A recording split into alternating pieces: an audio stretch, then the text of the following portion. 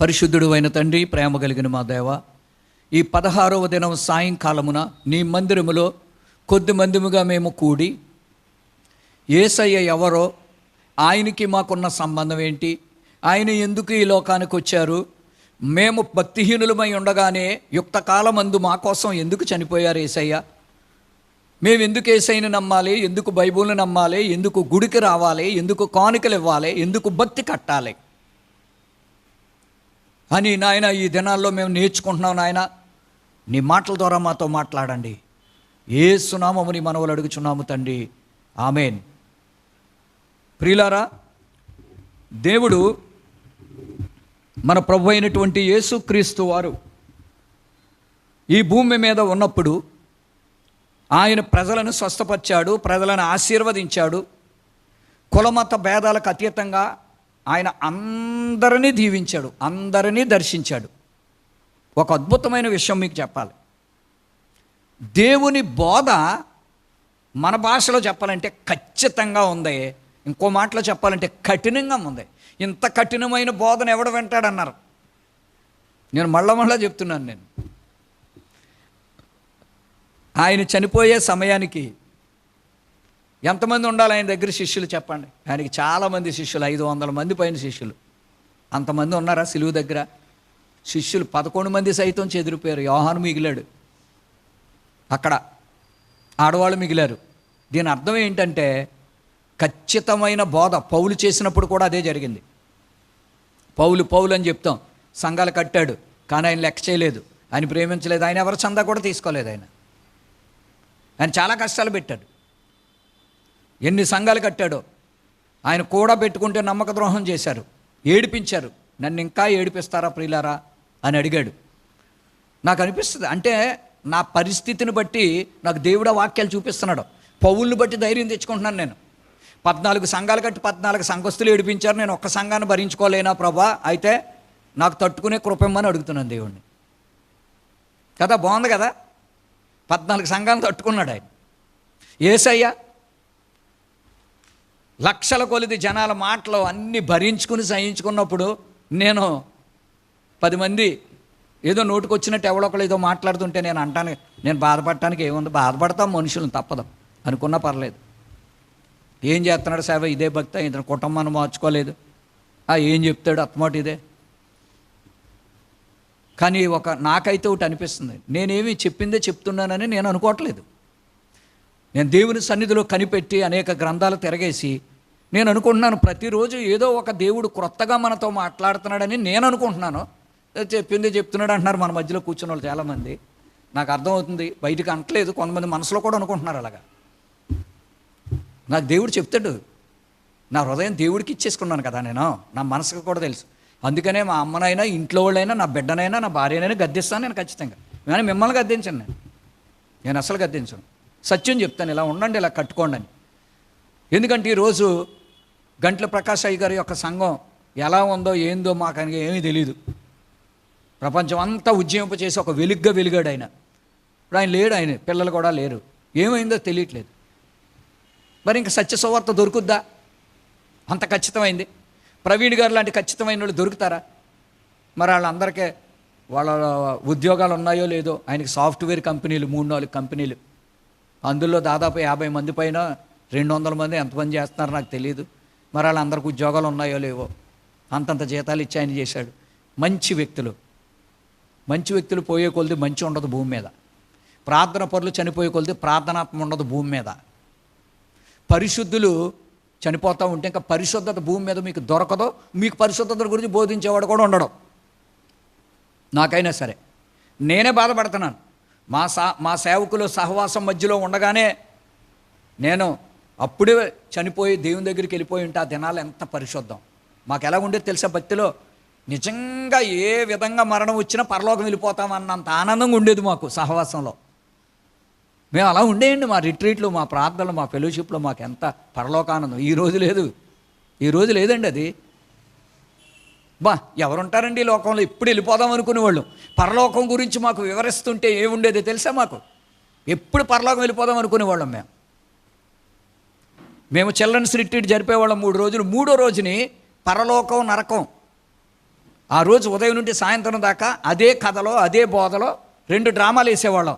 నరకంలో మనుషులు ఎలా కాలిపోతారో, పరలోకంలో ఎంత ఆశీర్వాదంగా ఉంటుంది అని మేము స్టేజీల మీద జీవవృక్ష ఫలాలన్నీ కట్టి, నదిని కట్టి, నీళ్లు పారేటట్టు చేసి, మేము అవి చూస్తే చిన్నపిల్లలకు కూడా ఆ ఆనందమే వేరు. తలాంతులు ఉన్నాయి కానీ ఎవరు ముందుకు రావట్లేదు, దేవుళ్ళు ఆనందించడానికి రావట్లేదు. కావాలంటే హోటల్లోనూ బిర్యానీ తినడానికనే, పార్కులకి తిరగడానికి, యాత్రలు తిరగడానికి ఇష్టపడుతున్నారు కానీ ప్రభువులో ఎలాగ ఆనందించాలో చేతకాట్లేదు మనుషులకి. మనం ప్రభువులో ఆనందించడం చేతకాట్లేదు. ఆనందించుడి, మరలా చెప్పుదును, ప్రభువునందు ఆనందించువారు బలమునందుదురు. ఇక్కడ దేవుని వాక్యంలోనికి వెళ్తాం. దేవుని వాక్యంలో ఈరోజు కొన్ని మాటలు మనం ధ్యానించుకుందాం. యోహాను సువార్త 10వ అధ్యాయం నుండి మనం చూసుకుంటాం. మొట్టమొదటి మాట 1వ వచనంలో ఒక అద్భుతమైనటువంటి మాట ఉన్నదండి. నేను ఈరోజు కొంచెమే నేను మాట్లాడతాను. గొర్రెల దొడ్డిలో ప్రవేశింపగా వేరొక మార్గమున ద్వారమున ఎక్కువాడు, దొంగ దోచుకొనివాడు. ఇలా చెప్పుకొస్తూ దేవుడు 5వ వచనంలో కూడా గొర్రెలు అతని స్వరము వినును గనుక అతనిని వెంబడించును.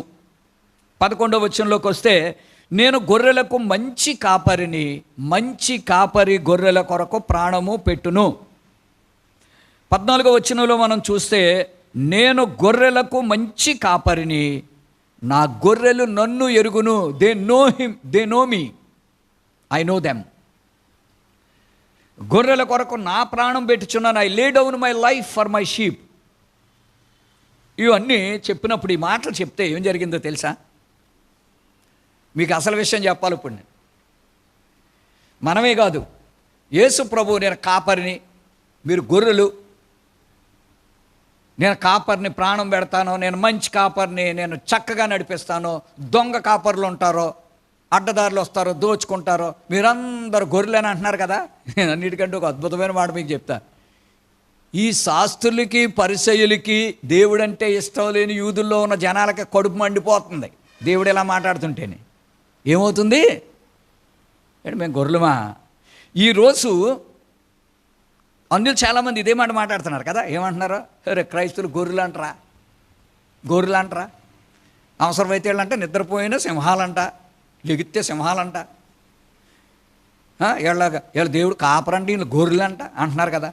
ప్రజలు కూడా అలాగే ఉన్నారు ఈ రోజుల్లో. ఎలా ఉన్నారంటే, మనము అనేక చర్చిల్లో లేక కొన్ని దేవుని వాక్యాలు వేస్తున్నారు, ఫ్లెక్స్లు వేస్తున్నారు, క్యాలెండర్లు వేస్తున్నారు, చర్చిల్లో పెద్ద పెద్ద పిక్చర్స్ బొమ్మలు గీస్తున్నారు. అక్కడ ఏం చేస్తున్నారంటే, యేసు ప్రభు గొర్రెను భుజం మీద వేసుకుని కర్ర అట్టుకుని ఏమండి మోసుకెళ్తున్నట్టు, గొర్రెలను కాస్తున్నట్టు వేస్తున్నారు. ఏమండి అది నిజమా అండి? చెప్పండి, మీరు చెప్పండి చూద్దాం. నిజమా? చెప్పాలి. ఇర్మీయా గ్రంథం 23లోను, యెహెజ్కేలు గ్రంథంలో ఉంది ఏది? గొర్రెల గురించి. యోహాను సువార్త 10వ అధ్యాయం అంతా గొర్రెల గురించే. అది నిజమా అబద్ధమా? మీకు చెప్పండి, మీకు తెలిసినంత మట్టుకి. యేసుప్రభు గొర్రెలోడా? యేసుప్రభు గొర్రెలను కాశాడా? ఏం చేశాడు ఆయన? చెప్పరే. వడ్రంగి పని చేశాడు. మరి ఆయన ఎందుకు అలా చెప్తున్నాడు? ఆయన ఎందుకు అలా చెప్తున్నాడు? దీనిని ఉపమానాలు అంటారు, అలెగరీస్. అర్థం అవ్వడానికి అప్లికేషన్స్ అంటారు వాక్యాన్ని, మన హృదయానికి అన్వయించడానికి. అంటే he wants to inspire our hearts and minds. మన శరీరకంగా ఇన్స్పిరేషన్ కాదు, మన హృదయాలను మండించడానికి, మన మనసులో పురుకొల్పి తెలివిని మేల్కొల్పడానికి దేవుడు చేసిన పని అది. అందుకే దేవుడు అట్లా చేస్తూ ఉన్నాడు. నేను కాపరిని, మీరు గొర్రెలు అన్నాడు. ఆయన కాపరే కాదు, మనం గొర్రెలు కాదు. అలా చెప్పుకుంటానే మాట చెప్పాడు మత్తయి 24 అధ్యాయాలు 25వ అధ్యాయంలో, కుడి పక్కన గొర్రెలు, ఎడం పక్కన మేకలు అన్నాడు. ఆయన మేకలను కాయలేదు.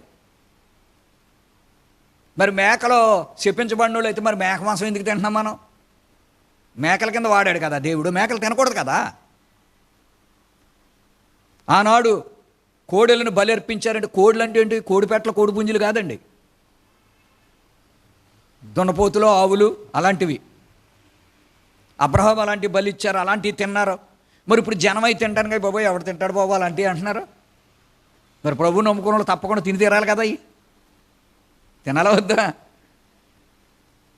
మేకలు నరకానికి పోతాయి, భక్తులకు సాదృశ్యం అంటే తినకూడదు కదా మేక మాంసం. మరి ఎందుకు తింటున్నాం మనం? అది సాదృశ్యంగా చెప్పాడు. ఆయన గొర్రెలు కాపరి కాదు. అందుకే వాళ్ళకి ఆ శాస్త్రుల పరిచయం అంతా మన గొర్రెలు అంటున్నాడు. చూడరా, చూడు ఈ ప్రజలకు అసలు జ్ఞానం లేదు. ఆయన వెనకాల వెళ్ళిపోతున్నారు అద్భుతాలు చూడటానికి అన్నిటికీ. నేను కాపరిని, మీరు గొర్రెలు అంటే గొర్రెలాగే వెళ్ళిపోతున్నారు వీళ్ళందరూ. నన్ను కోపం వచ్చేసింది వాళ్ళకి. కోపం వచ్చి ఏమన్నారో తెలిసి అక్కడ వాక్యంలోకి వెళ్ళారంటే మీరు ఒక వాక్యంలోకి వెళ్ళండి. 19వ వచనంలో చూడండి ఏమని ఉంటుందా. యూదులైనా ఉన్నారు అక్కడ. ఏమంటున్నారు? వాడు దెయ్యం పట్టిన వాడు వెర్రివాడు అన్నారు. రాసుందా లేదా అక్కడ? ఏమంటే రాసుందా బైబిల్లో? ఏమంటున్నారో? మీరు కాపర్ని అంటాడు, మేము గొర్రెలు అంటాడు, మీరేమో దొంగ కాపర్లు అంటున్నాడు, దొంగోళ్ళు అంటున్నాడు. ఎవరిని అంటున్నాడు అసలే? మనలేనా? వంకర మాటలు మాట్లాడుతున్నాడు ఈయన. ఎవరైనా దెయ్యం పట్టేసుకుందరా ఈయన్ని? ఎవరిని పట్టుకుందా దెయ్యం చెప్పండి? సొణుక్కున్నోడిని పట్టుకుందా? సొణుక్కోవద్దని చెప్పినోడిని పట్టుకుందా? ఇది తప్పని చెప్పేవాడిని పట్టుకుందా? తప్పు చేస్తున్నవాడిని పట్టుకుందా దెయ్యం? మనం దేవునికి భయపడదాము, భక్తి కడదామని చెప్పేవాడిని పట్టుకుందా దెయ్యం? లేకపోతే భక్తి కట్టకుండా భయపడలేనివాడిని పట్టుకుందా? మనం అర్థం చేసుకోవాలి. చూసారు, దెయ్యం పట్టినవాడు ఇంకెవడో వెర్రోడు. ఎవరినన్నారు? ఎవరిని అంటున్నారు? యేసయ్యని అంటున్నారు. నాకు అయ్యే చూపిస్తున్నాడు దేవుడు. ఇంకా నన్ను తిట్టిన దానికంటే నిన్ను బెటర్గా తిడుతున్నారు తిమోతి అని చెప్తున్నాడు దేవుడు. నన్ను అన్నదానికంటే నిన్ను ఇంకా బెటరో, నువ్వు నిన్నందుకు ఇంకా నీ దగ్గరికి వస్తున్నా, నిన్ను ప్రేమిస్తున్నారు, నీ కానుకలు ఇస్తున్నారు, కనీసం అంతమంది అయినా వచ్చి నిన్ను సపోర్ట్ చేసి ఈ సేవలో ప్రార్థనలు ఎక్కిపిస్తున్నారు, నువ్వు బెటర్ అంటున్నాడు. నేను యేసయ్య బోధలో యేసయ్య పొందిన ఆ శ్రమలతో పోల్చుకుంటున్నాను నేను. మీరందరూ కూడా అలా పోల్చుకోండి. మనం ఏం చేయాలి? భక్తి అంటే ఏంటి? దేవునితోనే మనం పోల్చుకోవాలి. ఆయన శ్రమలతో పోల్చుకున్నప్పుడు మన శ్రమలు కష్టం అనిపించదు. అప్పుడు మనం ధైర్యంగా జీవితాన్ని ఎదుర్కొంటాం, కష్టాలని. అందుకే నా శ్రమలు పౌలుతో పోల్చుకుంటే పౌలుకు 100 శ్రమలు అయితే నాకు ఒకే శ్రమ. తట్టుకోలేనా నేను? పిల్లరా, రోగాలు ఉన్నవాళ్ళారా, జబ్బులు ఉన్నవాళ్ళారా, కిడ్నీలు, ఎయిడ్స్లు, క్యాన్సర్లో నువ్వు చచ్చిపోతావంటున్నా సరే యేసయ్యని గుర్తు చేసుకోండి, ఆయన శ్రమలు గుర్తు చేసుకోండి, పౌలు గుర్తు చేసుకోండి, యోబుని గుర్తు చేసుకోండి. వాళ్ళ పొందిన శ్రమలో 1% కూడా కాదు. మనకు ప్రత్యక్షము కాబోయే మహిమ ఎదుట ఇప్పటి కాలపు మనము పొందుచున్న శ్రమలు ఎన్న తగినవి కావు. ఎవరో మాట అన్నారని, గద్దించారని, నలుగురు అన్నారని ఉరేసుకుని చచ్చిపోవటం, దెబ్బలాడేయటం, కోర్టు కేసులు, పోలీస్ స్టేషన్ కేసులు, ముఖం మూతి ముడుచుకోవటం, ఓ మాట అన్నారనేసి అపార్థం చేసుకున్నారనేసి సేవకుల్ని దూషించటం, మందిరాల మీద తిరగబడటం, మందిరాన్ని కాల్చేయటం, సేవకులు కొట్టేయటం ఏం జరుగుతున్నాయి?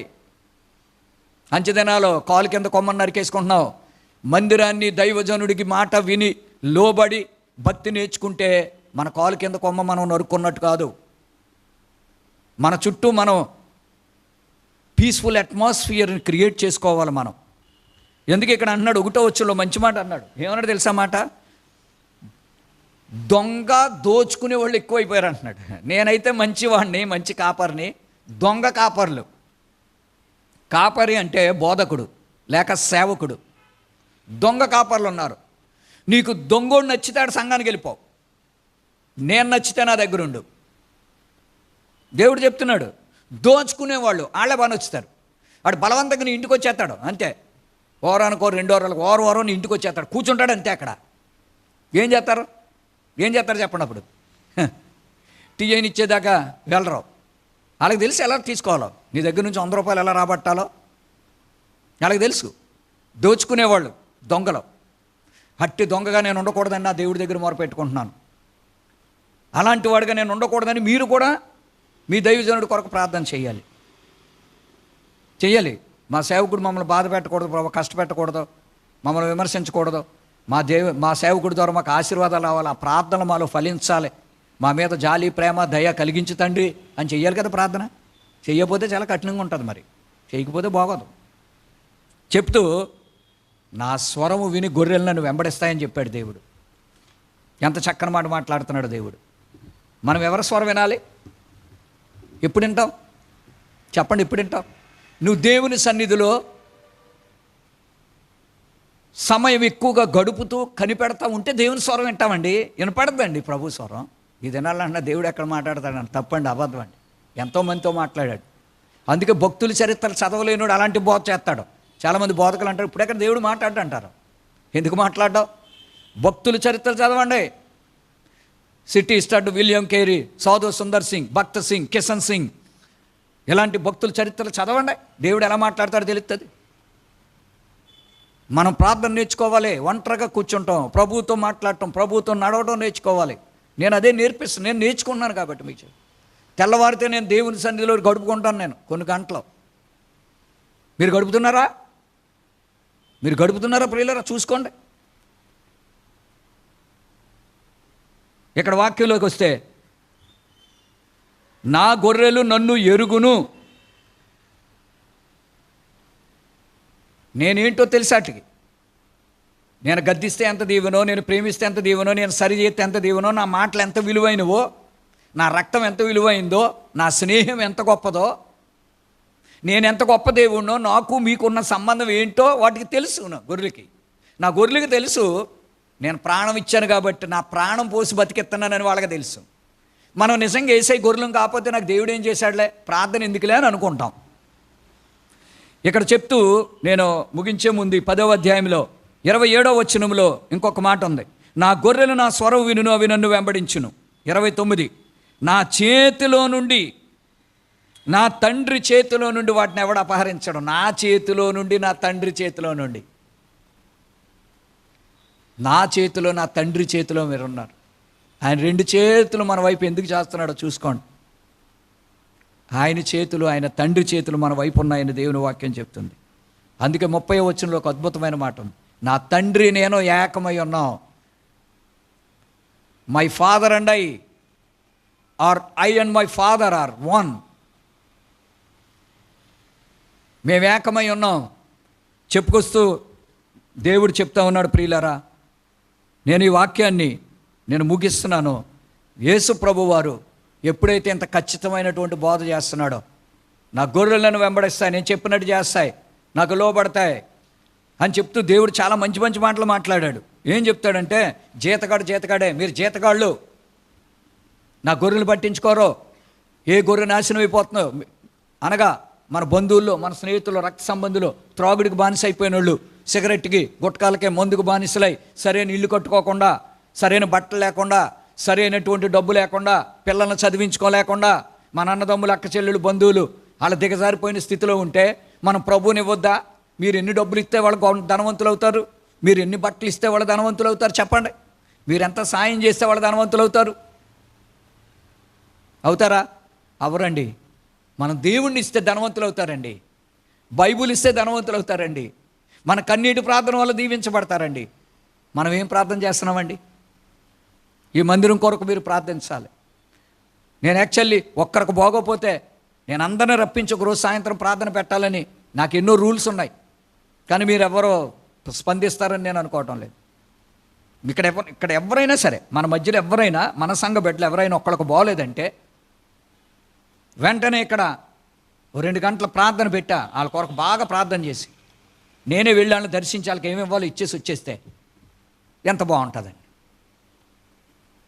దూరమునున్న నీ బంధువుడి కంటే దగ్గరున్న నీ పొరుగువాడు మేలు. మనం క్రైస్తవులుగా చేయవలసింది చేయట్లేదు.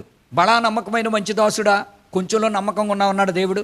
నా తండ్రి చేత ఆశీర్వదించబడిన వారలారంటే, తండ్రి చేత మేము ఎప్పుడు ఆశీర్వదించబడ్డామని అడిగారు. అడిగితే ఏమన్నారు? రోగినై ఉంటే చూట్టాకు వచ్చారు, ఆకలి కొన్న వాళ్ళకి పెట్టారు, దాహం వేసిన వాళ్ళకి నీళ్ళు ఇచ్చారు, ఏ దిక్కు లేని వాళ్ళని ఆదరించారు, ఏమి లేనోళ్ళు కూడా మీరు ప్రేమించారే, నాకు చేసినట్టే. అన్నీ ఉన్నవాళ్ళకి పెడితే దేవుడికి చేసినట్టు కాదు, పేదలకు చేస్తే దేవుడికి చేసినట్టు. దేవుడు కోరుకుంటున్నాడు, help the poor, seek the poor, follow the poor. Especially ఫిజికల్గా ఇవ్వటం కాదు, వాళ్ళకి మారు మనసులోకి నడిపించండి. అది దేవుడికి ఇష్టం. ప్రియులారా, ఎంత విలువైన మాటలు చెప్తున్నాడు. నేను కావాలని దినాన్ని ముగిస్తున్నాను. మనం ప్రార్థన చేసుకోవాలి కాబట్టి మిగిలింది దేవుని చిత్తమైతే రేపు నుంచి మరలా మనం ధ్యానించుకుంటాం. ఇందులో మనం తెలుసుకున్న గొప్ప సత్యం ఏంటంటే, ఆయన ఆ పాలస్తీనా ప్రాంతంలో కానీ, ఇశ్రాయేలు దేశంలో కానీ దేవుడిని నమ్ముకున్నటువంటి వారు గొర్రెలను మేపుకుంటుండేవారు కాబట్టి వాళ్ళకి అర్థం అవ్వటం కోసం బాగా వాళ్ళ మనసులోకి ఎక్కడం కోసం కాపరి గొర్రెల కొరకు ఎలా ఉంటాడో, కాపరి గొర్రెలను ఎలా కాపాడుకుంటాడో. కాబట్టి అయ్యా నన్ను కాపరిగా ఊహించుకోండి, మీరు గొర్రెలుగా ఊహించుకోమంటున్నాడు.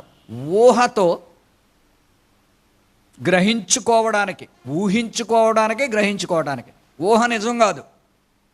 ఊహ ద్వారా, గ్రహింపు ద్వారా సత్యాన్ని అనుసరించడానికి అని చెప్పాడు తప్ప ఊహను అనుసరించి అందరూ యేసుప్రభు గొర్రెలు మేపుతున్నాడు కాబట్టి గొర్రెలు పెట్టుకోమని కాదు, స్టేజీల వెనకాల గొర్రెలు పెట్టమని కాదు. తెలుసుకోవాలి ప్రజలందరూనే, సత్యం ఏది అసత్యం ఏది ప్రభు చెప్పమన్నదే చెప్పాలి. కానీ యేసయ్య ఎంత ఖచ్చితంగా వాక్యం చెప్తుంటే ప్రభువుని ఎన్ని మాట్లాడినారో చూస్తున్నాం కదా.